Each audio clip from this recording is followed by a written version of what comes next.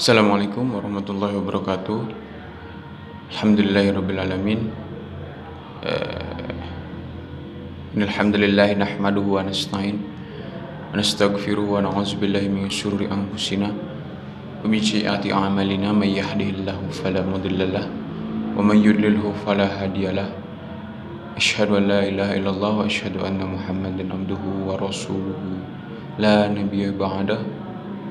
Allahumma shalli ala sayyidina Muhammad wa ala ali sayyidina Muhammad.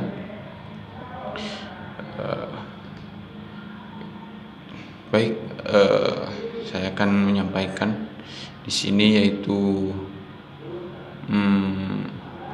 qawaid fikih, materi qawaid fikih yang telah disampaikan oleh guru kita Ustadz Fikri, dan saya di sini merangkum ataupun mencatat apa yang beliau berikan ilmunya kepada saya dan juga kepada teman-teman mahasiswa angkatan 4 lainnya. Jadi materi di qawaid fikih ini ada kayak kitab itu. Jadi di sini dari qawaid fikih yang pertama itu tentang pujian itu hanya milik Allah, dan zat yang maha tinggi itu serta maha lembut itu hanya milik Allah. Allah itu yang menyatukan berbagai hal dari menyatukan berbagai hal dan memisahkannya. Yang disebut dengan alhamdulillah itu adalah sanjungan kita kepada Allah dengan menyebut semua sifat-sifatnya dengan yang sempurna.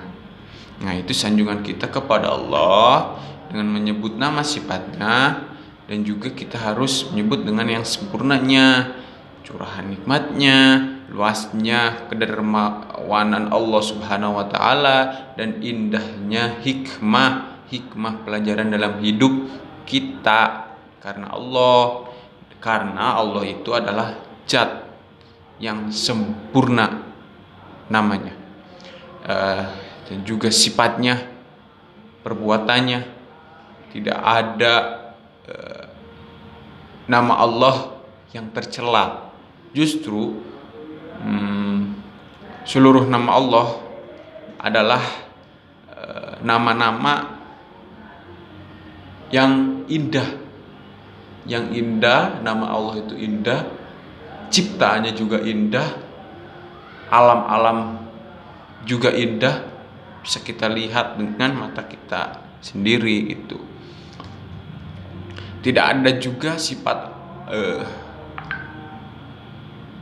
Allah, sifat yang kurang ataupun sifat kekurangan dan sifat yang buruk pada Allah, karena seluruh sifat Allah adalah sifat yang sempurna dari semua sisinya. Dialah Allah, dialah zat yang indah, zat yang perbuatannya sangat indah, karena perbuatan Allah itu berputar di antara dua kemungkinan, keadilan atau kebaikan. Maka dialah Allah terpuji dengan kebaikannya dan keadilannya, dengan pujian yang sempurna. Makna kata Allah itu al-ma'luh al-ma'bud, yang maknanya itu zat yang disembah dengan segala bentuk penyembahannya, dan dia tidak disekutukan dengan sesuatu apapun karena sempurnanya pujian. Adapun juga dengan Al-Aliyyi, yakni zat yang maha tinggi, yaitu zat yang tinggi dengan sifat tinggi sempurna, sifat tingginya sempurna dengan semua sisinya, yaitu uluwul zat ataupun tinggi zatnya. Uluwul qadar, zat yang sempurna sifat-sifatnya, dan uluwul qahar, zat yang maha tinggi atau kuasa. Adapun juga al-arfaq. Al-arfaq itu zat yang lembut perbuatannya. Zat yang lembut perbuatannya mengandung puncak manfaat dan maslahat serta berada dalam puncak hikmah. Indah. Allah telah menampakkan kepada hamba-hambanya pengaruh dari kelembutannya. Yang ini dijadikan bukti oleh makhluk untuk menunjukkan kesempurnaan hikmah dan kelembutannya. Sebagaimana Allah ciptakan langit dan bumi serta semua yang ada di antara keduanya itu selama 6 hari. Padahal Allah kuasa untuk menciptakan langit dan bumi dalam sekejap mata. Sekejap juga Allah ciptakan manusia, hewan, tumbuhan dengan berbagai rupanya. Allah ciptakan sedikit demi sedikit sampai akhirnya selesai dan dengan sempurna. Padahal Allah kuasa untuk menciptakannya secara sempurna hanya dengan sesaat saja. Akan tetapi Allah adalah zat yang lembut dan maha bijaksana. Di antara kebijakan dan kelembutan Allah adalah Allah itu membuat proses penciptaan itu bertahap, dari fase ke fase, tidak ada pertentangan antar kuasa Allah dan hikmah Allah, sebagaimana Allah kuasa untuk memberikan petunjuk ataupun hidayah pada orang-orang yang sesat. Namun hikmah Allah mengharuskan Allah itu pertahankan orang-orang yang sesat tersebut dalam kesesatannya sebagai bentuk keadilan Allah. Hal itu bukan suatu kezaliman, karena iman dan petunjuk ataupun iman dan hidayah adalah murni pemberian Allah. Jika Allah tidak memberikan hidayah tersebut pada seseorang, maka Allah tidaklah terhitung berbuat zalim. Lebih-lebih jika seseorangnya memang tidak layak untuk menerima nikmat hidayah. Kesimpulannya, semua sifat Allah itu adalah sempurna. Itu memiliki pengaruh kepada kita sebagai makhluk ciptaannya dan syariatnya, sebagaimana tidak bertentangan sebagaimana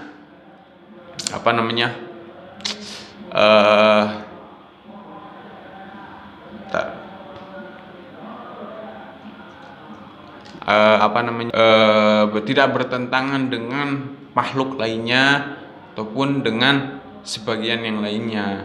Siapa yang memahami penjelasan di atas tadi kita paparkan, itu adalah kaidah agung, kaidah yang penting, niscaya akan terurai dari kiranya berbagai kebingungan yang berkaitan dengan pembahasan mengenal nama dan sifat Allah. Ia akan posisikan setiap mengenal, akhirnya kita mengenal nama dan sifat Allah dengan posisi yang tepat. Itu mungkin poinnya itu. Dan dialah Allah, dialah zat yang menyatukan berbagai hal dan memisahkannya. Artinya Allah Ta'ala itu menyatukan berbagai hal dalam sesuatu dan memisahkannya dalam sesuatu yang lain. Sebagaimana ada yang terkumpul dalam makhluk ciptaannya, status Allah lah yang menciptakan dan Allah lah yang memberikan rizki yang berbagai-bagai macam. Ada rizki kita masih diberikan apa nikmat dan segalanya, namun Allah bedakan. Allah itu bedakan satu makhluk dengan makhluk yang lain dalam bentuk. Adapun kita, contohnya tampilan fisik, rupa kita pendek, tinggi, kulit hitam, kulit putih, dan rupawan gitu. Dan ada yang buruk serta sifat-sifat yang lainnya. Semua ini berasal dari kuasanya Allah. Kuasa yang maha kuasanya Allah yang sempurna, serta hikmah-hikmah di balik perbedaan itu ada. Itu adalah hikmah Allah yang juga yang sempurna. Allah telah meletakkan segala sesuatu tersebut pada tempat yang layak gitu. Terus dilanjut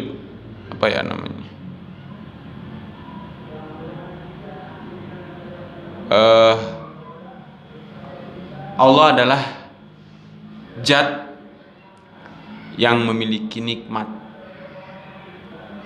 Allah adalah zat yang memiliki nikmat yang sangat luas dan banyak nikmat. Juga memiliki hikmah yang luar biasa dan banyak. Jadi Allah itu zat yang memiliki nikmat yang begitu sangat luas dan banyak, serta ada hikmahnya. Nikmat yang luas, hikmah yang luas, nikmat yang banyak dan hikmah juga yang banyak. Penjelasan ini bahwa Allah adalah zat yang memiliki nikmat dan hikmah, terdapat yang di dalamnya banyak dan luas, itu anugerah, suatu anugerah pemberian Allah. Pemberiannya itu meliputi semua makhluknya, karena tidak ada satupun makhluk yang lepas dari nikmat Allah, meski hanya sekejap mata. Tidak ada yang lepas dari nikmat Allah. Semuanya pasti diberikan nikmat oleh Allah Subhanahu wa Ta'ala. Banyak, tidak ada yang lepas, benar banget. Terus Allah melebihkan dan memuliakan manusia. Allah tundukkan untuk kepentingan manusia semua yang ada di langit dan ada di bumi. Allah curahkan kepada manusia berbagai macam nikmat, sehingga turunlah ayat fa bi ayyi ala'i rabbikuma tukazziban. Nikmat Tuhanmu yang manakah yang kamu dustakan? Turunlah ayat. Jadi baik nikmat yang lahir ataupun nikmat yang batin, yang tidak mungkin manusia bisa menghitung satu persatu nikmat Allah, sebagaimana firman Allah dalam artinya, jika jika kamu menghitung nikmat Allah, niscaya kamu tidak dapat menentukan jumlahnya. Sungguhnya Allah benar-benar Maha Pengampun lagi Maha Penyayang. Dalam Quran surat An-Nahl ayat 18. Akan tetapi Allah sudah ridho kepada siapa saja yang mau bersyukur dengan nikmat Allah. Bentuk syukurlah adalah mengakui dengan hati yang ikhlas, hati yang tenang, bahwa nikmat-nikmat itu adalah pemberian Allah Subhanahu wa ta'ala. Melisankannya dengan ucapan, memanfaatkan nikmat tersebut untuk melakukan ketaatan, mendekatkan diri kepada Allah, dan tidak menggunakan nikmat itu untuk bermaksiat kepadanya. Oke, itu memiliki hikmah yang luar biasa. Dan banyak itu mungkin gini, maksudnya hikmah Allah itu sangat banyak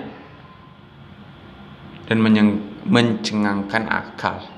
Akal manusia itu benar-benar terheran, sangat bingung dengannya, karena semua makhluk ciptaan Allah dan semua syariat yang Allah perintahkan mengandung puncak hikmah gitu. Mungkin itu ya maksudnya.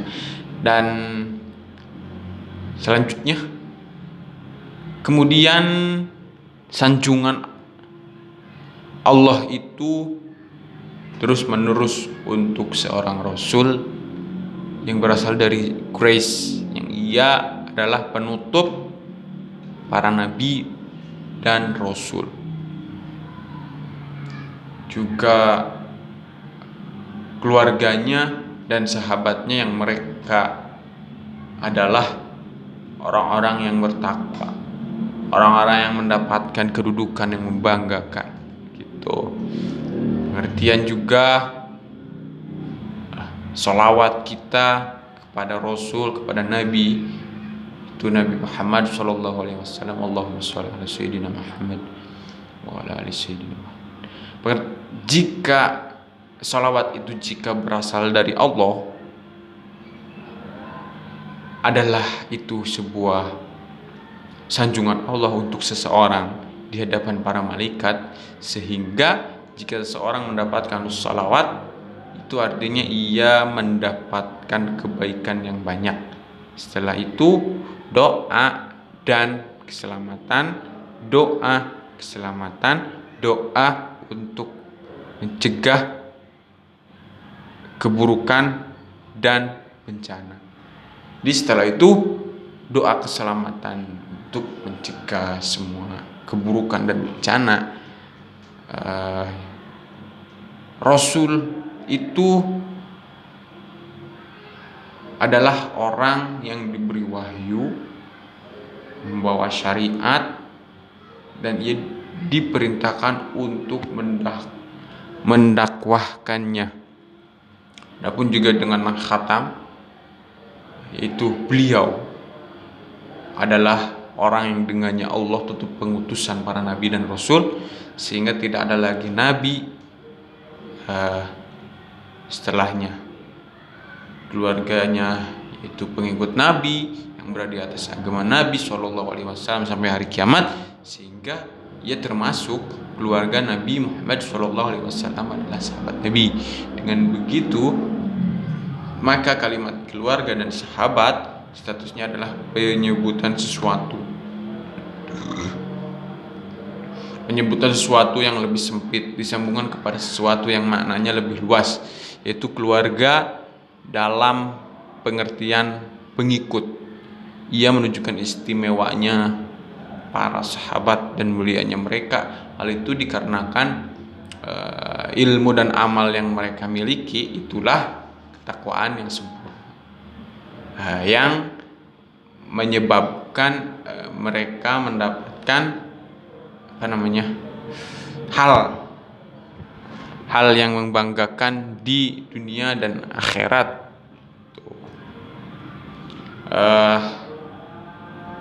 Selanjutnya, ketahuilah, kamu harus tahu, semoga dan ataupun yang gitulah, ketahuilah, semoga engkau diberi hidayah. Ini bahasan bait keberapa ya? Kelima ataupun keenam ya, kelima dan keenam. Artinya ketahuilah semoga engkau diberi hidayah. Sebaik-baik nikmat adalah ilmu yang menghilangkan keraguan dari dirimu dan menghilangkan kotoran hati batin dari hatimu sendiri. Bait keenamnya, dan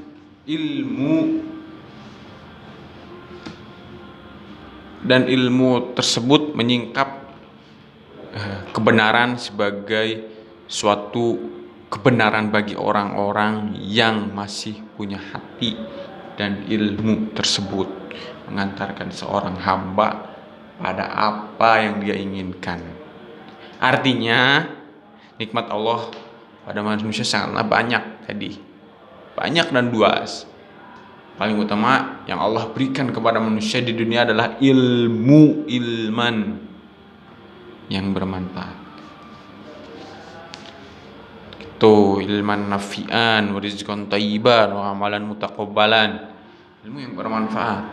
Tanda bahwasanya ilmu itu adalah ilmu yang bermanfaat. Sebagaimana yang telah disebutkan di dalam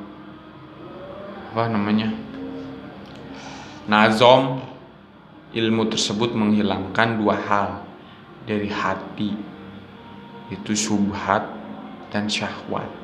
Subhat itu pemahaman yang menyimpang, akan membuahkan keraguan di dalam hati, sedangkan syahwat akan menyebabkan kotornya serta kerasnya hati. Inilah yang akan memberatkan badan untuk diajak menuju ketaatan.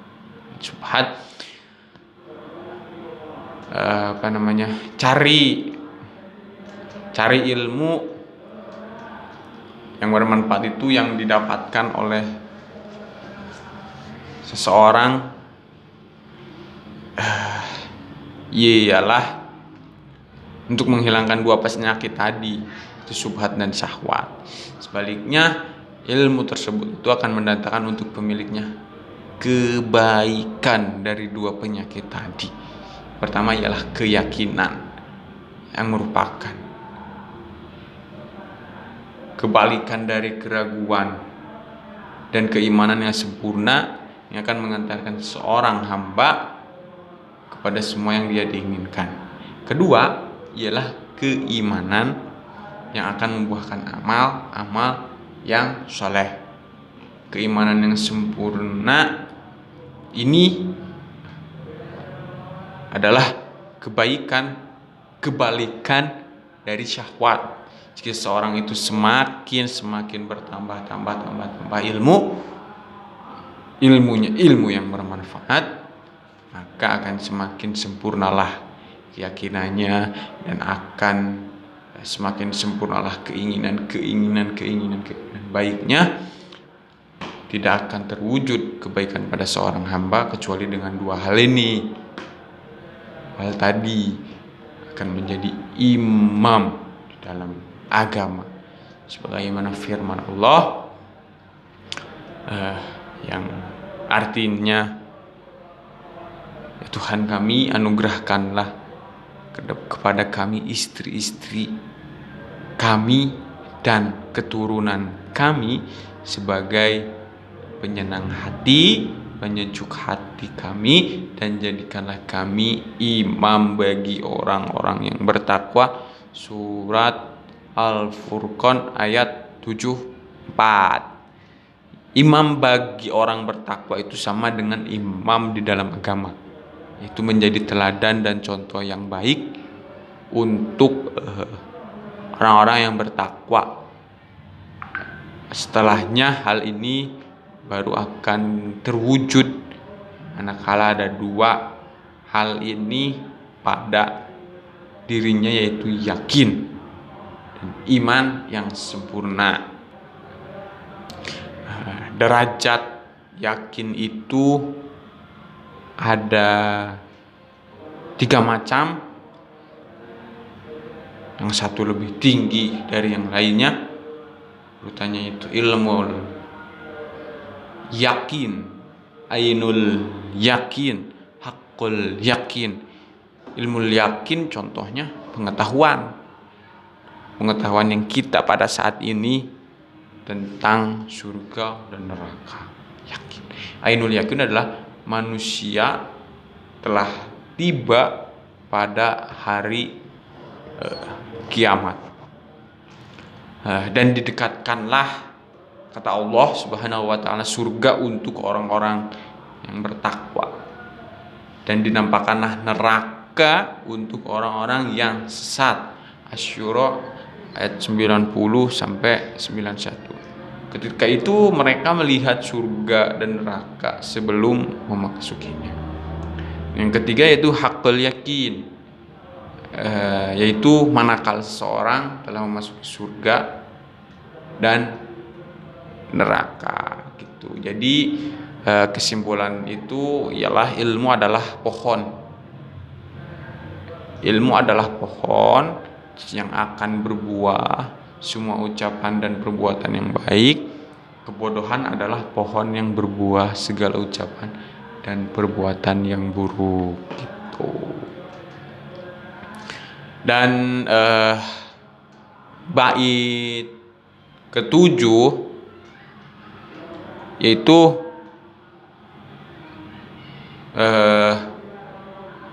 semangatlah untuk bisa memahami kaidah. Yang kaidah itu memiliki sifat merangkum berbagai masalah yang beraneka ragam. Terus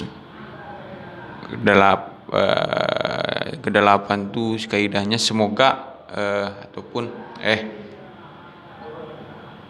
supaya Anda itu meningkat dalam ilmu, dan ia adalah sebaik-baik tangga untuk naik, sebaik-baik tangga dalam ilmu.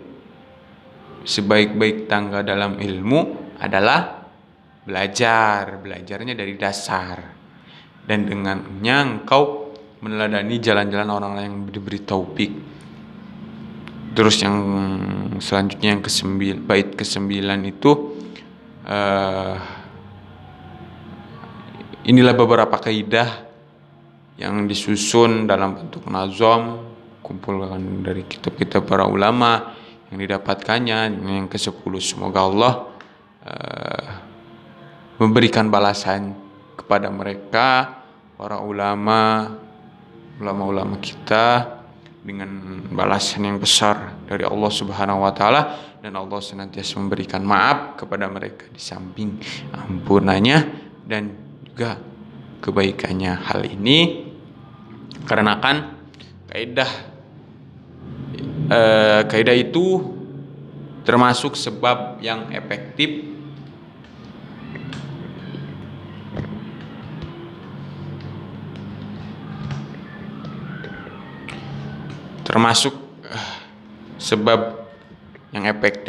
untuk mempermudah agama, pemahaman ilmu, dan mempermudah menghafal juga ilmunya. Karena yang namanya kaidah fikih itu mencakup, merangkum berbagai aspek-aspek masalah yang sangat beraneka ragam untuk kalimat yang singkat dan juga padat. Terus bait ke-11 itu niat itu adalah syarat untuk segala macam amal. Jadi perbuatan kita itu tergantung niat kita. Kalau niatnya kita baik untuk melakukannya, maka akan menjadi baik. Dengan niatlah baik dan rusaknya amal gitu. Niat itu adalah syarat untuk segala macam amal. Dengan niatlah baik dan rusaknya amal. Kaidah ini jelaskan merupakan kaidah yang paling bermanfaat dan penting, karena kaidah ini terpakai pada semua bab ilmu, terutama bab ilmu agama, baiknya amal badan kita, amal harta kita, amal hati kita, dan amal anggota tubuh kita hanyalah dengan niat. Rusaknya amal-amal tersebut juga adalah dengan sebab rusaknya niat. Oke. Jika niat itu baik, akan baiklah ucapan dan perbuatan. Kan tetapi jika niat itu rusak, kerusaklah ucapan dan perbuatan, sebagaimana sabda Nabi Shallallahu Alaihi Wasallam, sesungguhnya setiap amal itu pasti pada niat, dan setiap orang itu mendapatkan sebagaimana apa yang ia niatkan. Ini Bukhari dan Muslim, nomor 1907 itu. Terus kita harus niat itu ada memiliki dua fungsi.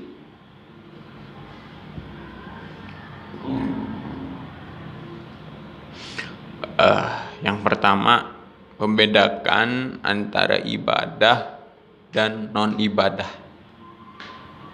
Misalnya puasa dalam bentuk tidak makan dan tidak minum. Terkadang ada orang yang meninggalkan makan dan minum bukan karena ibadah, tanpa ada niat mendekatkannya diri kita kepada Allah dengan tindakannya tidak makan dan minum.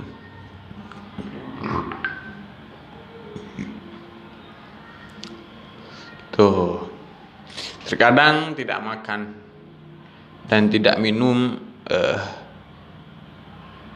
itu bernilai ibadah, berpahala di sisi Allah. Oleh karena itu kedua hal ini harus dibedakan dengan melihat niat, tergantung niat kita. Dan yang kedua itu membedakan satu ibadah dengan ibadah yang lain, karena sebagian ibadah itu hukumnya fardu ain, sebagiannya lagi fardu kifayah, sebagian lainnya juga sifat rawatib, dan sebagian lagi yaitu mutlak. Semua ini harus dibedakan antara fungsi niat. Di dalamnya itu ada hati yang ikhlas. Nah, ikhlas itu adalah sebuah kadar yang lebih dari semata-mata niat untuk melakukan suatu aktivitas. Bisa kita pastikan bahwa dalam niat terdapat niat untuk melakukan suatu perbuatan dan tujuannya untuk beramal. Untuk siapa gabungan dari dan tujuannya itu untuk beramal, kita beramalnya untuk siapa. Nah, gabungan dari kedua ini disebut ikhlas. Itu seorang hamba yang bermaksud dengan amalnya mengharapkan wajah Allah dan tidak menginginkan yang lain gitu. Terus terkait niat terdapat satu poin yang sepatutnya kita untuk diperhatikan oleh kita. Amal yang Allah arahkan kepada seorang hamba itu ada juga dua macam.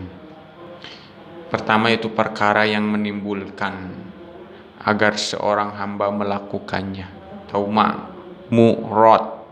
Dan yang kedua itu perkara yang dimaksudkan agar seorang itu meninggalkannya, ataupun manhiyat. Dua hal ini punya pengaruh dalam niat. Perkara yang dimaksudkan itu agar kita sebagai hamba Allah untuk melakukannya tidak harus ada niat, karena niat adalah syarat. Karena niat adalah syarat sahnya amal dan syarat untuk mendapatkan pahala semacam sholat, puasa, zakat dan yang lainnya. Terus bait apa ya? Bait yang ke-12 itu, agama Islam itu dibangun di atas prinsip mewujudkan maslahat dan mencegah keburukan. Nah, ini adalah suatu kaidah yang penting, kaidah yang bersifat umum dalam seluruh agama ini. Seluruh ajaran Islam dibangun di atas prinsip mewujudkannya maslahat dalam agama dunia maupun akhirat, serta juga mencegah bahaya yang menimpa agama dunia dan akhirat. Tuh, perintah Allah teragung itu adalah maulid, tauhid. Tauhid itu la ilaha illallah, tidak ada Tuhan kecuali Allah. Dan adapun tauhid itu mengesahkan Allah dalam perkara ibadah. Tauhid itu akan membuat kebaikan hati kita. Hati menjadi lapang dada, bercahaya, bersinar, nur, serta akan hilang dari hati segala macam keburukan hati, kotornya hati gitu. Sehingga dalam tauhid terdapat maslahat badan, maslahat dunia dan maslahat akhirat. Larangan yang terbesar adalah menyekutukan Allah dalam ibadah ataupun syirik. Syirik itu akan menyebabkan kita kerusakan dan bahaya pada hati, baik di dunia maupun di akhirat nanti. Oleh karena itu kita segala kebaikan di dunia dan akhirat adalah buah tauhid. Sebaliknya segala keburukan di akhirat adalah dampak dari kemusyrikan gitu. Terus di samping itu ada amal-amal tersebut yang mengandung pahala yang besar dari Allah Subhanahu wa taala yang tidak mungkin dideskripsikan. Adapun juga kita mendapatkan ridhonya Allah Subhanahu wa taala, yang mana ridho Allah itu jauh lebih besar daripada segala sesuatu, serta hilangnya murka Allah Subhanahu wa taala. Itu jadi seandainya Rasul tidak mendatangkan satu bukti benarnya syariat, maka syariat itu sendiri sudah cukup untuk membuktikan bahwa ia adalah kebenaran. Cukup syariat itu sendiri menjadi saksi. Bahwa ia adalah mendatangkan dari sisi Allah Ta'ala Subhanahu wa Ta'ala, karena seluruh bagian dari syariat itu adalah saksi tentang luasnya ilmu Allah Subhanahu wa Ta'ala dan sempurnanya hikmah. Itu adapun dalam Al-Quran, Allah berfirman dalam surat Al-Baqarah ayat 185 sebagai bukti hidayah bagi manusia dan juga penjelasannya mengenai petunjuk, mengenai hidayah itu dan pembeda antara yang hak dan yang batil gitu. Allah itu luas kasih sayang Allah itu kepada kita, cuman kitanya tidak pernah berpikir bagaimana sih kasih sayang Allah kepada kita. Ternyata luas banget kasih sayang Allah kepada kita itu, sehingga tadi kita tidak bisa mendeskripsikan luasnya kasih sayang Allah itu kepada kita dan kebaikan-kebaikan yang diberikan kepada kita. Makanya Hanya orang-orang yang berpikirlah yang merasa luas nikmatnya Allah dan kasih sayangnya Allah kepada kita gitu. Aduh, Allah itu juga mengetahui hal yang gaib dan hal yang dampak. Sungguh syariat adalah termasuk juga nikmat Allah yang terbesar yang Allah berikan kepada hambanya. Tuh. Ini bait ke-13.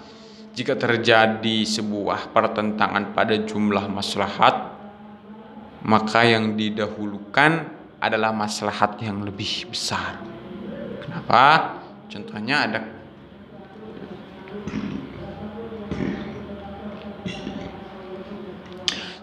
adalah ketika kita sholat fardu setelah iqomah, maka tidak boleh sholat sunnah. Demikian juga jika waktu telah mepet iqomah, tidak diperbolehkan baru memulai sholat sunnah.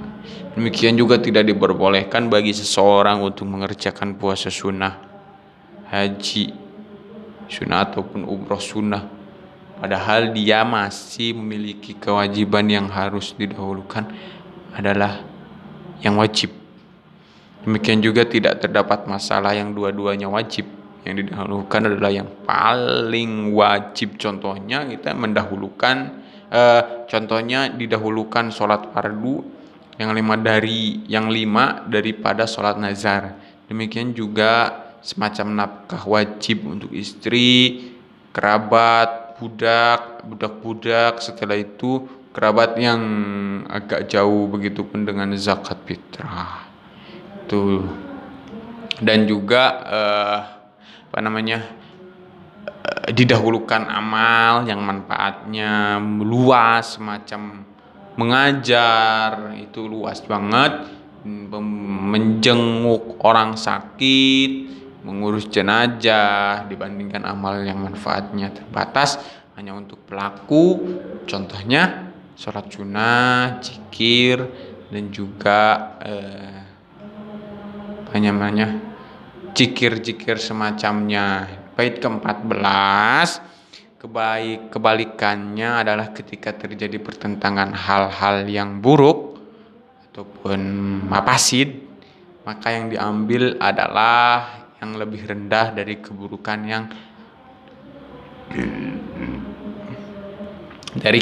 yang ada, dari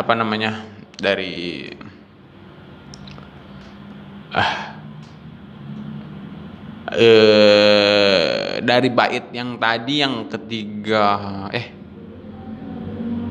ke-13 itu fokus utamanya pembahasan manakala maslahat bertentangan dengan maslahat, sunnah dengan wajib, sunnah dengan sunnah, ataupun wajib dengan wajib. Demikian juga bait ke-14 yang sekarang kita bahas itu yang menjadi pembahasan adalah manakala terjadi pertentangan antara haram dengan haram, ma'ruf dengan makruh, ataupun ma'ruf dengan haram, semuanya telah dibahas tentang yaitu bagaimana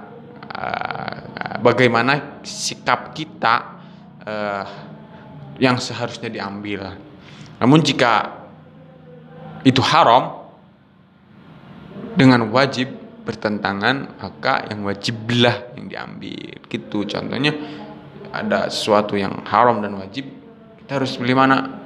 Haram, wajib. Ya wajib itu yang harus kita ambilnya, itu wajib.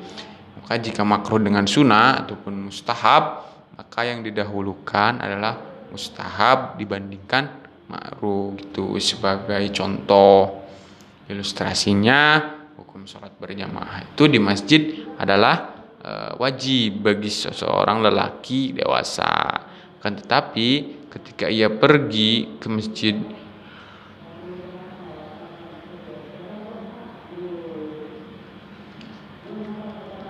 ia akan melihat pemandangan yang tidak layak untuk dipandang oleh mata.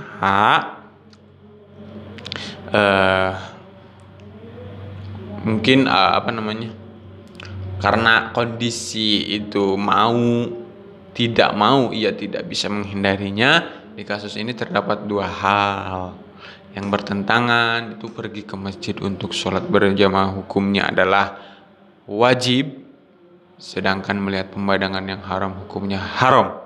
Jika ia ingin meninggalkan yang haram, berkonsekuensinya ia tidak pergi ke masjid gitu.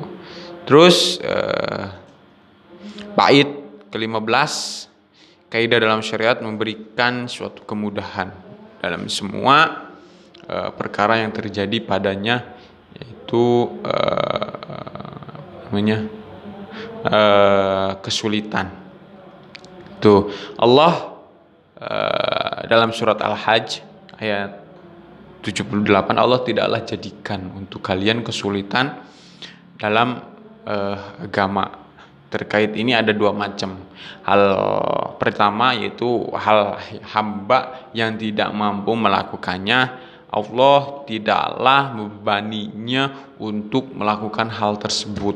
Ataupun yang kedua, juga sesuatu yang mampu dilakukan oleh hamba, itu hikmah Allah itu mengharuskan Allah memerintahkan hambanya untuk melakukannya, sehingga Allah pun memerintahkan hamba untuk melakukannya gitu. Dan bait ke-16, tidak ada hukum wajib jika tidak mampu dan tidak terdapat hukum haram pada kondisi terpaksa. Ini tuh dua kaidah penting yang disebutkan oleh Syekhul Islam Ibnu Taimiyah dan yang lainnya. Para ulama pun menyepakati kaidah ini. Sesungguhnya Allah itu mewajibkan hambanya berbagai kewajiban dan mengharamkan berbagai hal yang